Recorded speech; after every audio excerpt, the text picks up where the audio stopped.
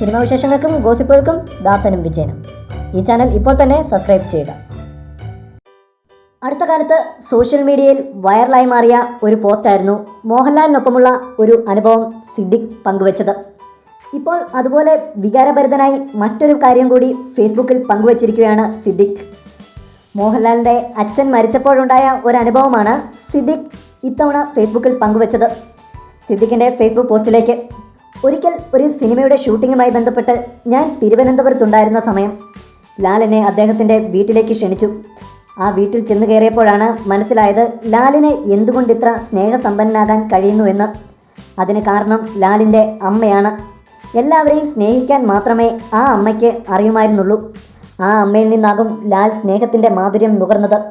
അതുതന്നെയാണ് അദ്ദേഹം മറ്റുള്ളവർക്കായി പകർന്നുകൊണ്ടിരിക്കുന്നതും. നരൻ്റെ ഷൂട്ടിംഗ് നടക്കുന്ന സമയം ലാലിൻ്റെ അച്ഛൻ അന്ന് സുഖമില്ലാതിരിക്കുകയാണ്. ലാൽ എല്ലാ ദിവസവും അച്ഛന് ഫോൺ ചെയ്യും. സ്വന്തം മകനോടെന്ന പോലെയാണ് ലാൽ അച്ഛനോട് സംസാരിക്കുന്നത്. അച്ഛാ കാപ്പി കുടിച്ചോ എന്നൊക്കെ. എനിക്കറിയാം അച്ഛന് അൽഷിമേഴ്സ് ആണെന്ന്. ലാൽ പറയുന്നതൊക്കെ അദ്ദേഹത്തിന് മനസ്സിലാകുന്നുണ്ടോ ആവോ. പക്ഷേ ലാലിന് അതൊന്നും ഒരു പ്രശ്നമായിരുന്നില്ല.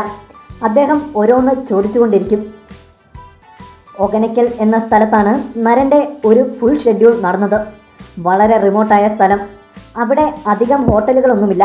ലാലും ജോഷി സാറും ഞാനുമെല്ലാം താമസിച്ചിരുന്നത് ഒരു ഹോട്ടലിലാണ്. ആ സമയത്ത് ലാൽ എന്നോട് പറഞ്ഞു, അണ്ണാ എൻ്റെ റൂമിൽ കിടക്കാം, ഞാൻ തനിച്ചല്ലേ.